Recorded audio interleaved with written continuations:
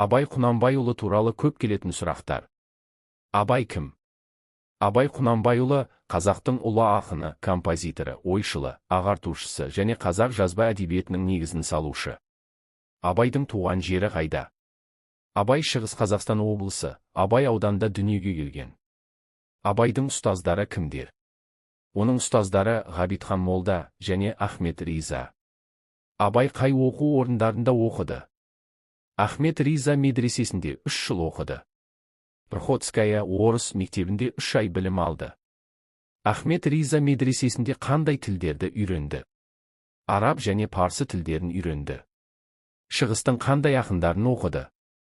Низами, Физули, Сағди, Хафиз шығармаларын ынтамен оқыды. Неліктен Абай оқуын жалғастыра алмады?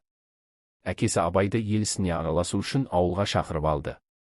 Абай қанша жасында ел басқару ісіне араласты? Абай 13 жасында ел ісіне араласты.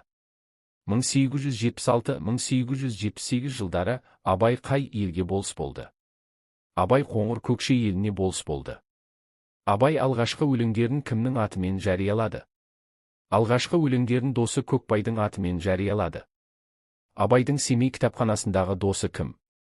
Оның ең жақын досы Михайлис, Михайлис. Абайдың тұңғыш библиографы кім? Абайдың алғашқы өмірбаянын жазған Кәкітай Ысқақұлы.